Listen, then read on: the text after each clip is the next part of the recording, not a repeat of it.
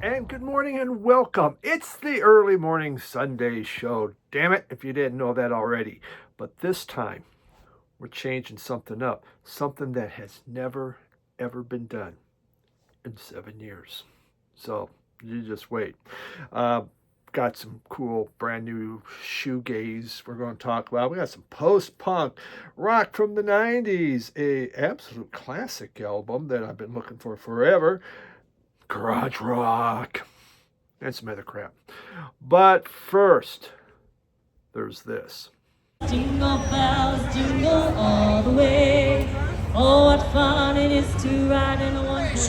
Here we go. Cruising down the parade route is E470s upgraded of a common passion, and they have these quirky little fun cars. Christmas time is their favorite time. Oh, yeah! Woohoo! Look at all these bugs. Club cheer. These amazing athletes represent the Spartan cheerleading program. Warm hugs. Thank you, Princess Wallace, for delighting us with some beautiful vocals. It seems the cold doesn't bother you any. JCW Mabry. And Black Fan. Assistance from Chef Gleason, Stephanie Clardy.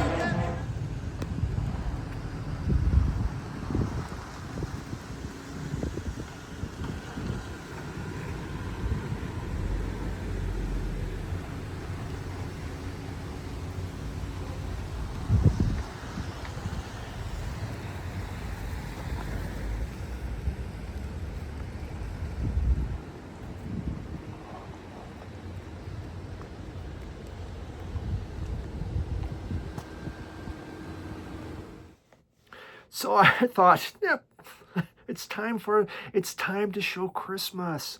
It's that time. So we went to a Christmas parade, and the Volkswagen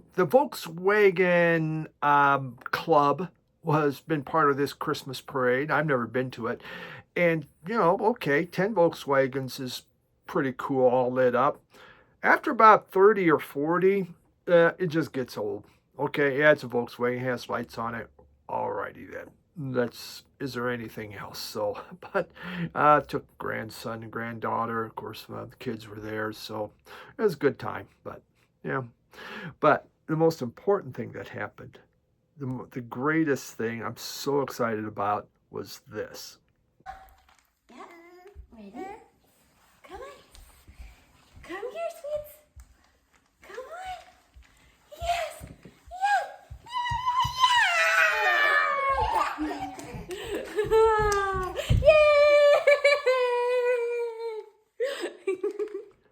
Yeah, Evie took her first steps. Oh my God, it's a grandpa thing, man. I'm just so delighted. She looks like Frankenstein, doesn't you know? Here I come. And she walks to Baba. So yeah, it is pretty cool. Now the terror really begins. So cheers. So the big change. This is tea. Hot tea, not coffee. Yeah, I don't know. This thought. And I thought I was putting some lime, some lemon. There's, you get that, concentrated lemon. Put a little bit of that and give that taste. And, today I looked at the bottle. That's lime. So, tea and lime.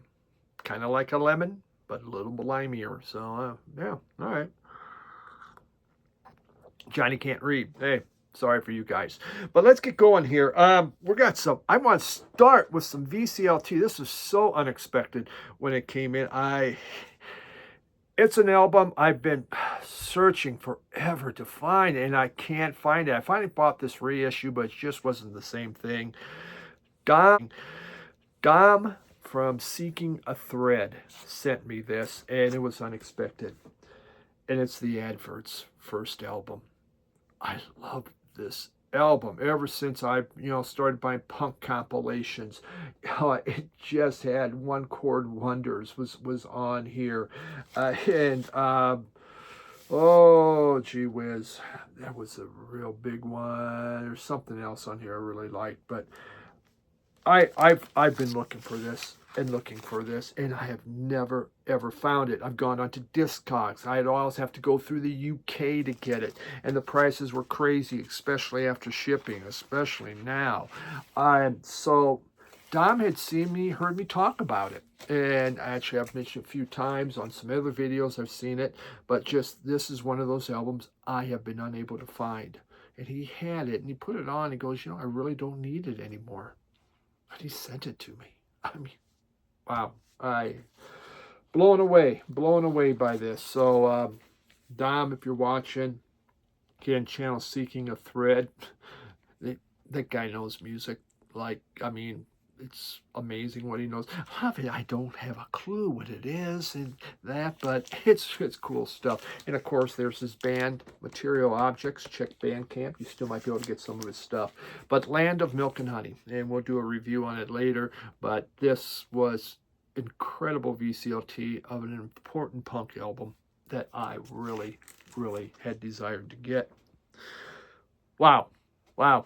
This is like that. I opened that box and I go, I don't remember ordering that, which happens a lot. All right, moving into brand new music. Everyone's doing their best of 2025s. I still got 2025s I haven't talked about or showing. Maybe I should try and catch up next week. There might be some more in the mail. Damn Bandcamp. But we have this, Stargazer Lilies. Yeah. What I know about Stargazer Lilies? Well, let's say a whole lot of nothing, but I was just kind of poking around on Bandcamp and go, hey, that sounds pretty good. Off some clear vinyl. And is there anything else in here? Nope, kind of like a record store day thing. So this is Love Petals. They're out of Pennsylvania. Stargaze from Pennsylvania, formed in 2011. Kind of a psychedelic shoegaze dream pop I put in there, so you're going to get something of all of that. It's a husband and wife duo that does this. John Separano is his name, but he goes by Sepp, John Sepp, and Kim Field. Now, they used to be in a band called Soundpool, but Soundpool began to get really dance-oriented, and that wasn't their deal. So they went and they formed Stargazer Lilies. All right, we're going to get that right eventually. Stargazer Lilies is what it is. And they've put out 6 LPs. So this is the one that came out this year. And it is, there's generally their albums are very rich. A lot of rich atmospherics and a lot of dreamy textures go into their albums. They also have a heavy use of reverb, and they really like the delay effects pedals and ethereal vocals. That's what you're going to get on their albums, and you get that on here. Love Petals, some songs a little slower, more ambient, I would say. At times, the vocals just kind of float above the guitars. It sounds very, very nice. There is a lot of what I would say vintage shoegaze type sound in here. A lot of textures, swirling guitars, hypnotic rhythms, and again, the reverb along with the ethereal vocals. So you do get all that in here.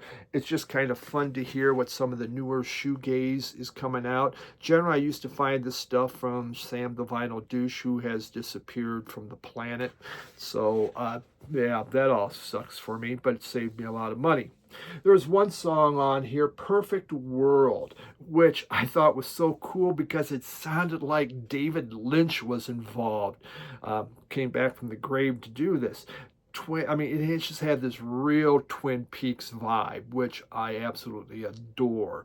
Wow, that is creepy sounding. Loving it. So here we go. Stargazer Lilies, Love Petals, new for this year. Good album. I like this. I don't know if it'll make my top 10 because there's 30 to 40 albums to choose from, but still something fun.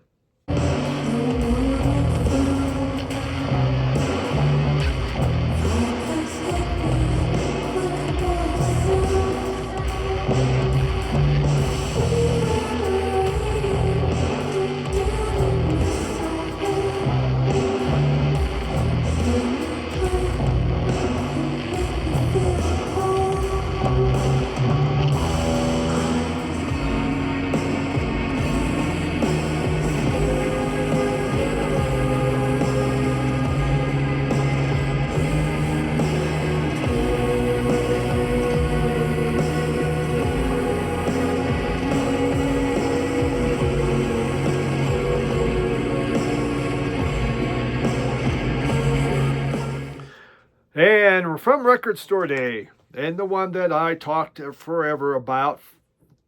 Part of it was bitching, saying, why is that going for almost $40? But that's okay. Big Head Todd and the Monsters, Sister Sweetly. And it is on some beautiful dark turquoise type vinyl. And here is, it's almost like a Record Store Day first. There's actually an information sheet on here with the lyrics and the pictures. Yeah. There we go. That's probably why it was about $40, because you had to pay for that. But I'm glad to get this. Big Head Todd the Monsters, they're out of Colorado. Like, I knew that. Not. But then I haven't lived here that long. They formed in '86. This is their third album. The members were all friends. They went to Columbine High School. Obviously, known for the Columbine Massacre there. Very, very sad.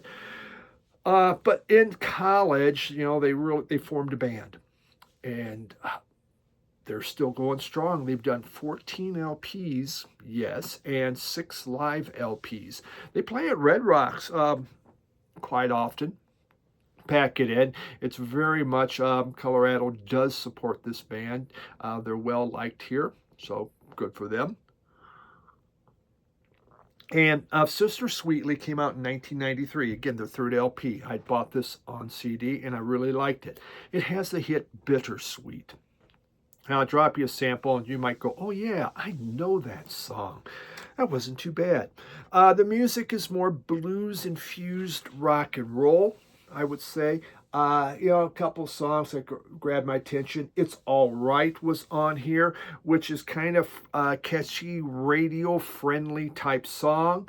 You had the song Circle. Circle was interesting. The guitars really come out hard. I mean, they just come blasting on that song. It is an absolute rockers. And the vocals are fierce. And it's the hardest rocking song on the whole album. Sometimes the vocals can be, fairly nice. You hear them bittersweet. But this one, it's just full on. Let's go. And then there was, Groove Thing? Yeah, Groove Thing. It just has a kind of a breezy, funky feel to it.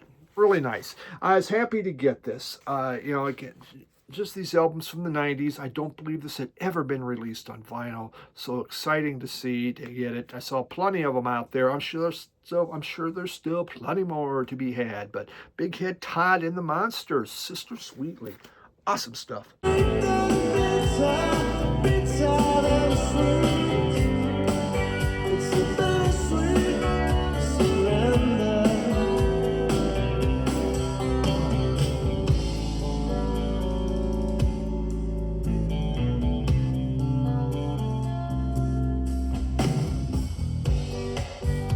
I'm older now. I work in a city, we live together, but it's different than my dream. I knew this came out, and I forgot about it. And then I saw, it might have been Richard's Vinyl Tap House was showing it, and some others. And it was the Soft Boys, Underwater Moonlight. This is an album I've wanted for years. And just never found it, never saw it out there in the wild. I would see their first album from the Soft Boys, but never this one. And this had the song on here, I Want to Destroy You. And I Want to Destroy You was, it's just on punk compilations, though this is not a punk album. But you always hear that on those punk compilations, and I really, really like that.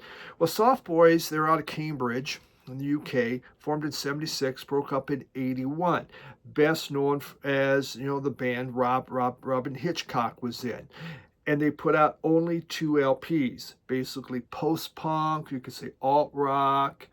I think they were called Dennis and the Experts first, was one of their first names, but they became the Soft Boys, not the hard ones, the soft ones. And Underwater Moonlight was their second album, came out in 1980. Kind of neo-psychedelic. There's, I would say, influences of the Beatles, the Byrds, and Syd Barrett is what you're going to find in here. This is so nicely done. Look at that. The vinyl is, I believe, it's going to be a very light blue. Very pretty. And this was good. This I was excited to see. They gave you a book on here. And there's like pictures and there's like words. Now here again, if I would have read this before I showed it, I could give you such fascinating, interesting things about this album, but I didn't do it. And now I have to get around to reading it. I love having these things in here. Do I always read them? No, but if I want to, I can. And as I get closer to full retirement, which I don't know when that ever will be, working with my son's business, I can go through all my albums and read everything. So that's just kind of that goal. That's a goal which we got to have. When you get old, you need goals or you just wither and die. But this is just packed with rock solid hooks. And just great melodies are going on this album. It really was wonderful. Jangly melodic guitars are in there, but you also hear kind of a post-punk feel for some of the music. Just pure enjoyment, real quirky lyrics. I mean, it's Robin Hitchcock. There was one on Kingdom of Love, and it was very catchy, great guitars, but the lyrics were like, he's talking about romance. He compared romance to bugs crawling up your skin. Well, all right, I guess. Okay, yeah. Who doesn't want romance to feel like bugs crawling up your skin? So, yeah, I am super happy to have this thing. Finally, it's a beautiful reissue. Really, really nice. Makes me feel ill. 'Cause if you wanna fight, then you're just dying to get killed.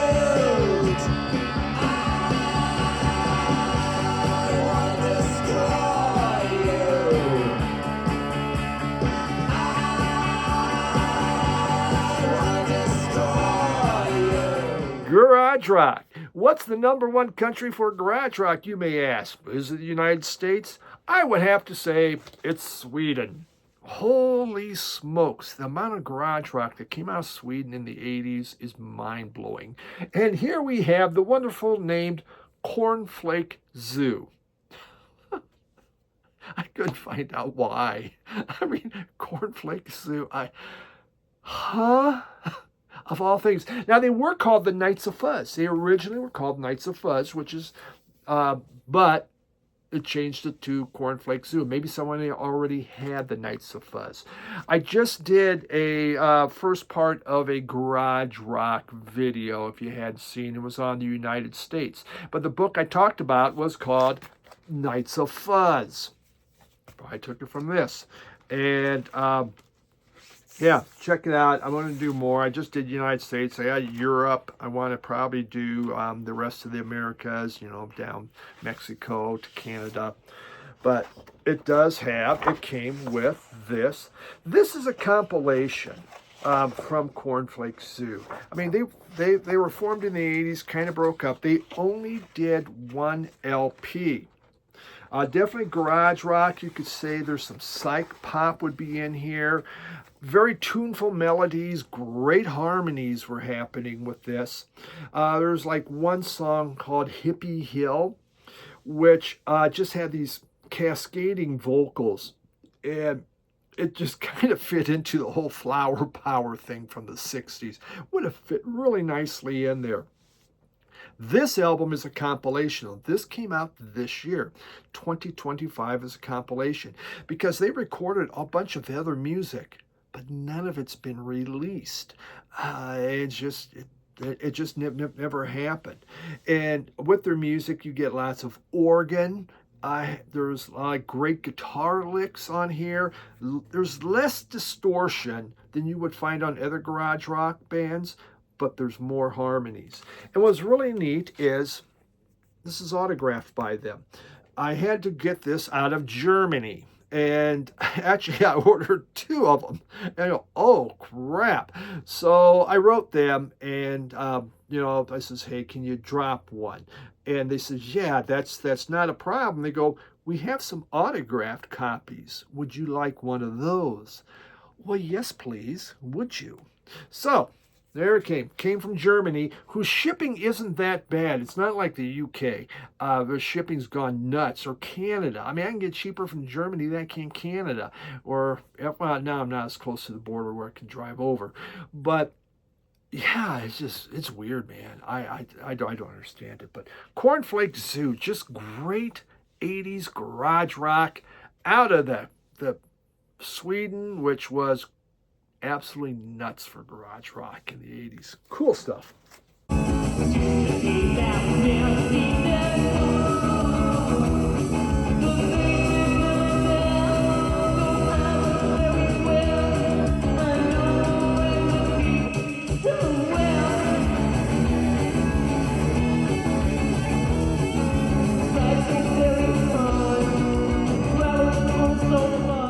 Brings us to the next one we have, because that's what happens when you show one, then you go to the next one. It's just this normal transition that happens when we do these things, okay? Explaining it. This is the Temples, and Temples, the name of it is called Exotico. Exotico. Open that up. Temples. They had an album that they put out in the early teens. What is it, 2013 possibly? And look at that vinyl. Isn't that cool? And the name of the album was Sunstone. And it is, Sun Structures. Sun Structures was the name of the album. And it came out in 2014. And it is an incredible psych album. A mind-blowingly good psych album. Vinyl Richie and I will both agree on that one. It's just excellent. But then their next album came out, and we'll both agree that the next album we listen to and go, well, that kind of just sucks. Well, this is a newer one. This came out in 2023. Now, Temples are out of the UK. They formed in 2012. And basically, it was just a band that formed and a house had a little studio in there. So they just formed in their house. They weren't planning on doing anything, but there was a home studio. And they did like 4 songs that they put on YouTube. Well, that caught the attention of Jeff Barrett from Heavenly Records. And so he went and signed them because he was so impressed with it. So you never know on YouTube. I've been waiting for someone to go, who's that guy on there on YouTube, that Steve Carlson Vinyl Community? Why don't we make him into like a commentator or whatever? Hasn't happened yet. But it did for the Temples. So this is their 4th album. Exotico came out in 2023. And it's pretty good. This is produced by Sean Ono Lennon. How about that? That's fun. And on here, there's songs like, there's some psych, there's some rock. I kind of get with the issues, but a couple of good songs. Like In Inner Space, almost sound like Alton Gunn. You had that Anatolian type rock feel that they're so good at. Cicada was a song. There was almost like a Zepp type feel happening. What was it? Gamma rays had these really spacey textures going on. Now, as I just listed those 3 songs, they're all really, really different. And that's kind of where the problem will come out of this album. They're jumping genres a lot, popping all over the place, so it kind of takes away from the consistency. That, and it's a 2 LP set of 16 songs. If they would have put it down to a 1 LP, I think this would have been excellent. I like this. Like I say, I bought that second Temples album, and I just did not like it whatsoever. I was so disappointed. But that was because Sun Structures was just amazing. And the second one is like, oh, what the hell? We got Poppy or something. I don't know. But there are on here, there's a lot of catchy hooks. I found it to be enjoyable, but it's a mix of a psych, 80s synth, glam. You get all that bundled up in these 2 LPs. So could have been more consistent. Good album. Mind-blowing album? No. But better than I expected.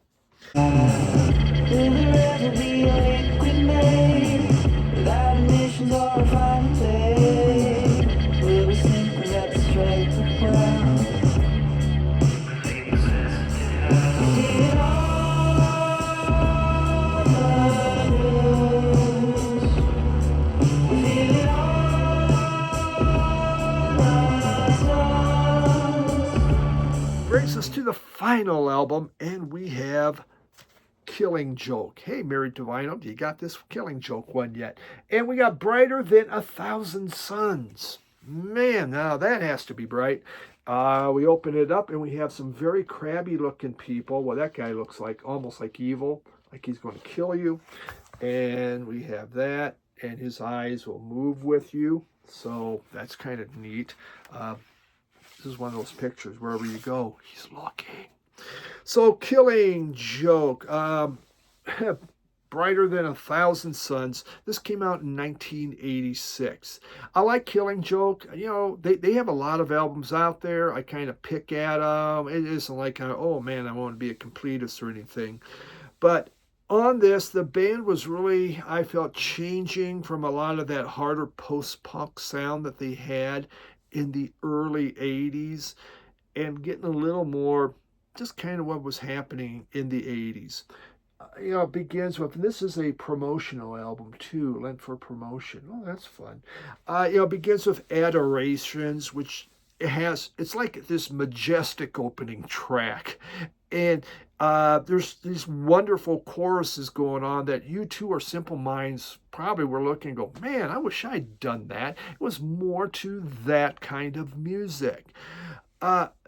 In other albums, they do hop genres. Now, I know I just bitched about there's too much genre hopping on that. This, they could have used a little bit more genre hopping. A lot of danceable beats on here. There's some great bass lines going. It's very well polished, but it's polished with a dark finish, okay? So you still have that Killing Joke, that darkness on here, but it's just definitely more 80s, almost moving into a more poppy type feel, a dark pop. So it wasn't the greatest of the Killing Joke albums I have. I mean, okay, but didn't blow me away. So. Structures of atom stars, sugar towards the taster, try to the predator, life as we're falling down.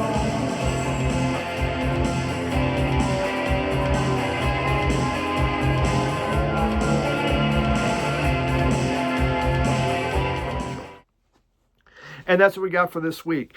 Dang, wasn't that fun, huh? It's Christmas time. You know what? I got a lot of my Christmas shopping done already. Yeah, that's amazing. I got to buy for my wife, but that's generally pretty easy to do. She never knows what to get me. But yeah. Oh, let me show you this real quick. I forgot to do this. Should have done this at the start because since we're buying Christmas presents, I was able to get a good price on this. The name of the band is REM. That was on discount on Amazon. I forget what I paid for it. But I also got the Geddy Lee book. $13. This is a hardback on Amazon. $13 for that Geddy Lee book. Holy moly. Am I a Geddy Lee fan? We all know I'm not. But $13? Maybe I'll become a Geddy Lee fan. Yeah, originally $40. So I guess Geddy Lee's not selling that well. We got to move them out. So excited to get both of those books. And I will get them read probably by the end of next year. Thanks, everyone, for hanging out with me. Have a great week. And, yeah, enjoy. Talk to you later. Bye.